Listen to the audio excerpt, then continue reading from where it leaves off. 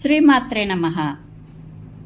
ముందు వీడియోలో మనము వరరుచి కాణభూతిని కలుసుకొనుట, కాణభూతి వృత్తాంతమును, వరరుచి కాణభూతికి బృహత్ కథలను చెప్పుట మొదలగు విశేషములను తెలుసుకున్నాము కదా. ఇప్పుడు వరరుచి జనన కథను, వ్యాడేంద్ర దత్తులు వరరుచి కలుసుకొనుట, వ్యాడేంద్ర దత్తుల వృత్తాంతమును, వర్షోపాధ్యాయుల వృత్తాంతమును తెలుసుకుందాము. వరరుచి తన కథను కాణభూతికి చెప్తున్నాడు. కౌశాంబీనగర్ మందు సోమదత్తుడు, అగ్నిశిఖుడు అనే పేర్లతో ప్రసిద్ధుడైన బ్రాహ్మణోత్తముడు ఒకడుండెను. ఆయనకు వసుదత్త అనే భార్య ఉండెను. ఆమె పూర్వమొక్క మునికన్య, శాపము చేత ఈ జన్మము పొందినది. నేనును శాపము చేత ఈ జన్మమున వారి పుత్రుడనైతిని. నాకు అతి బాల్యమందే మా తండ్రి పరలోకగతుడాయను. మా తల్లియే మిక్కిలి కష్టపడి నన్ను పెంచుచుండెను. ఒకనాడు ఇద్దరు బ్రాహ్మణులు దూరప్రయాణం నడిచి ధూళి పట్టిన వేషములతో మా ఇంటికి నాటి బసకై వచ్చి మధ్యల శబ్దము చేసిరి. అంతటా మా అమ్మ మా నాయనను తలుచుకొని గద్గద స్వరముతో నాతో, నాయనా, మీ నాయనగారి చెలికాడు నందుడు నటుడు నృత్యము చేయుచున్నాడు అనెను. అమ్మ, నన్ను పోనిమ్ము, చూచి వచ్చేదను. పాటతో కూడా ఆ ఆట స్వరమును నీకు చూపించదను అని అడిగితిని. నా ఈ మాట విని ఆ బ్రాహ్మణులిద్దరూ ఆశ్చర్యపడసాగిరి. మా అమ్మ వారితో, అయ్యా, ఈ మాట నిశ్చయమే. ఈ శిశువు ఒక్కమారు విన్న మాత్రాన సర్వమును ధారణ చేయగలడు అనెను. అంతటా వారు పరీక్షార్థమై నా ఎదుట ప్రాతిసాఖ్యను చదివినారు. నేనును ఆ గ్రంథమునంతయు తక్షణమే అప్పగించితిని. తరువాత వారితో పోయి నాట్యమెల్లా చూచి వచ్చి మా అమ్మ ఎదుట సమస్తమును ఆడిపాడి చూపించితిని. వారిలో నొకడు వ్యాడి అన్వాడు నన్ను శృతధరునిగా నిశ్చయించి మా అమ్మకు ప్రణామం చేసి ఇట్లు విన్నవించెను. ఓ తల్లి, వేతనమన్న పట్టణంలో దేవస్వామి, కరంభకుడు అని ఇద్దరు అన్నదమ్ములు పరస్పరము అతి స్నేహం కలవారు ఉండేరి. వారిలో ఒకరి కొడుకు ఈ ఇంద్రదత్తుడు. నేను రెండవ ఆయన కుమారుడను. నా పేరు వ్యాడి. నేను పుట్టగానే మా తండ్రి కాలము చేశాను. ఆ దుఃఖము చేత ఇంద్రదత్తుని తండ్రి మహాప్రస్థాన యాత్ర వెడలను. ఆ దుఃఖము చేత మా తల్లులు దేహత్యాగము చేసిరి.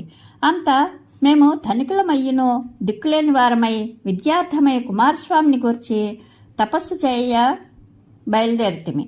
తపోనిష్ఠులకు మాకు స్వామి స్వప్నంలో ప్రత్యక్షమై నందరాజు రాజధాని పాటలీపురమందు వర్షుడని ఒక విప్రుడి కలడు. అతని వలన మీరు సకల విద్యలను నేర్వగలరు, అచ్చటికి పొండు అని అనుగ్రహించెను. అంతటా మేము పాటలీపురమునకు పోయి అడిగితిమి. జనులు ఆ పట్టణంలో వర్షుడని మూర్ఖుడు గలడే కాని ఆ పేరు గల పండితుడు లేడని చెప్పిరి. అంతటా మేము డోలాయమాన మానసులమై వీధులు తిరుగుచు ఒకచోట అంతటను ఇలుక కన్నముల జల్లెడయ్యి చీమల పుట్టలను, పగిలిపోయిన గోడలను కలిగి కప్పులేక కళలేక ఆపదల జన్మభూమిపోని ఒక ఇంట ధ్యాననిష్ఠుడై ఉన్న వర్షిని చూచినారము. లోపలికి పోయి అందు చినుగుల ప్రాత చీర కట్టుకుని ఉన్నదానిని, మిక్కిలి బక్కచిక్కిన దానిని, ఆయన భార్యను గుణానురాగము చేత ఆయనను వలచి వచ్చిన దారిద్ర్య దేవతయో అన ఒప్పుచున్న దానిని చూచి ఆమెచే ఆతిథ్యము పొంది ఆమెకు చాగిలంబడి మ్రొక్కి మా వృత్తాంతమును వర్షిని మూర్ఖతాఖ్యాతిని విన్నవించితిమి. ఆ పతివ్రత, వారి బాలకులారా, మీరు నాకు పుత్రులరు, మీ యొద్ద లజ్జ ఏమి అని ఈ కథను చెప్పెను.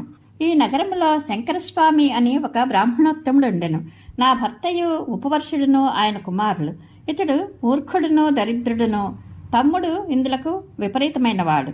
అతడు తన భార్యకు ఇతని కుటుంబమును కూడా పోషింపవలసిందని ఆజ్ఞాపించెను. ఇట్లుండగా ఒకానొకప్పుడు వర్షాకాలం వచ్చినది. ఈ పట్టణంలో స్త్రీలు బెల్లమును పిండియు కలిపి గుహ్యాకారముగా ఒక పాడుపిండి వంట చేసే మూర్ఖ బ్రాహ్మణునికి దానం చేయుదురు. ఆ దానముచే స్త్రీలకు శీతాకాలమందు స్నానశ్రమయు, వేసవియందు తాపమును కలుగవు. ఆ పాడు దానమును వివేకులెవ్వరునూ పుచ్చుకొనరు. ఆ దానమును నా తోడికోడలు సదక్షిణముగా నా భర్తకిచ్చినది. దానిని పుచ్చుకొని ఆయన ఇంటికి రాగా చూచి నేను మిక్కిలి విసుగుకొంటిని. అంతటా ఆయన తన మూర్ఖతకు మిక్కిలియు వగచి శ్రీ కుమారస్వామి యొక్క పాదములే శరణమనిపోయి తపస్సు చేత భక్తవత్సలుడైన ఆ దేవుణ్ణి మెప్పించెను. అంతటా దేవుడు ప్రసన్నుడై ఈయనకు సకల విద్యలను ఇచ్చి, నీవు శృతధరుడైన బ్రాహ్మణునికి మాత్రమే వీనిని చెప్పవలసినది అని ఆజ్ఞాపించెను.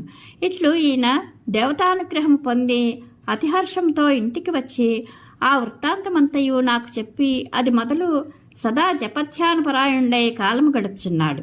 కాబట్టి మీరు పోయి శృతధరునొకని వెదకి తెండి. అట్లు చేసిన మీకు సర్వార్థములను సిద్ధించును, సందేహము లేదు. వర్ష భార్య వలన ఈ వృత్తాంతమును విని ఆమెకు 100 వరహాలిచ్చి తాత్కాలిక దారిద్ర్యమును పోగొట్టి అక్కడి నుండి వచ్చినారము. లోకమంతయు తిరిగియు శృతధరుని ఎందునుగానక విసిగి వేసారి ఇప్పటికి మీ ఇంటికి వచ్చినారము. ఇంతకాలమునకు శృతధరుడు నీ కుమారుడు మాకు దొరికినాడు, వీనిని మాకిమ్ము, విద్యాధనమును సాధింపబోయేదము. వ్యాడి పలికిన ఈ మాటకు మా తల్లి ఆదరముతో ఇట్ల నేను, మీరు చెప్పినదంతయు చక్కగానే ఉన్నది, ఇందుకు నాకు పూర్ణముగా నమ్మకం కలదు.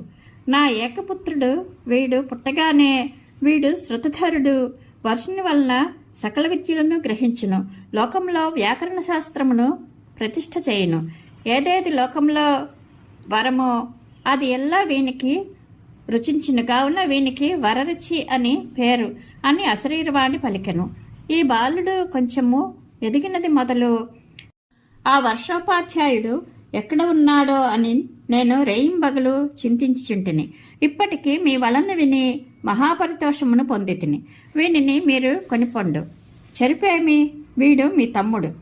మా అమ్మ ఇట్లు చెప్పగా వ్యాడేంద్రదత్తులు పట్టరాని సంతోషముతో ఆ రాత్రి ఎల్లా మేలుకొనియే క్షణముగా గడిపిరి. అంతటా వ్యాడి ఉపనయనోత్సవం కొరకు మా అమ్మకు ధనమిచ్చి నాకు వేదాధికారం కలుగుటకై తానే ఉపనయనము చేసినాడు. అంతటా మా అమ్మ ఎట్లో కన్నీళ్లు ఆపుకొన్నదై వారికి నన్ను కొనుపొండని సెలవిచ్చను. వ్యాడేంద్రదత్తులను ఆమెను ఉత్సాహవచనంలా సమాధానపరిచిన వారై కుమారస్వామి నాటిన ఆ వరకల్పవల్లి పుష్పించినదని తలంచి త్వరగా బయలుదేరి క్రమముగా మేము వర్షుని ఇంటికి వచ్చినారము. మా గురువు నన్ను మూర్తిభవించినదైన కుమారస్వామి ప్రసాదముగా గ్రహించెను. మరునాడు మమ్ము ఎదుట కూర్చుండబెట్టుకొని పవిత్రమైన ప్రదేశమందు కూర్చుండి వర్షోపాధ్యాయుడు దివ్యమైన వాక్కు చేత ప్రణవమును ఉచ్చరించెను. వెంటనే ఆయనకు అంగములతో కూడా వేదములు స్ఫురించినవి. అంతటా ఆయన మాకు వేదములను చెప్పసాగిను. 1 మారు విని నేనును, 2 మార్లు విని వ్యాడియు, 3 మారు విని ఇంద్రదత్తుడును గురుక్తమును గ్రహించితిమి. అపూర్వమైన దివ్యమైన మా వేదనాదమును ఏమి ఈ వింత అని బ్రాహ్మణోత్తములెల్లా వచ్చి విని పరమాశ్చర్యభరితులై వర్షోపాధ్యాయుల వారిని స్తోత్రములతోనూ సాష్టాంగ ప్రణామములతోనూ పూజించిరి. ఆ చిత్రమును చూచి ఆనందపరవశులై ఉపవర్షుడు తక్క పాటలీపురజనులందరూ మహోత్సవములు చేసరి. మహైశ్వర్యవంతుడు నందమహారాజును ఆ విద్యా వైచిత్ర్యమును గౌరీపుత్రుని వరప్రభావముగా నెరింగి సంతోషించి వచ్చి ఆదరముతో మా ఉపాధ్యాయుల వారి ఇల్లు బంగారముతో నిండించి కృతార్థుడాయను. ఇది కథాసరిత్సాగరంలోని 2వ తరంగము సంపూర్ణము. పరమేశ్వరానుగ్రహ ప్రాప్తిరస్తు. శుభం భూయాత్.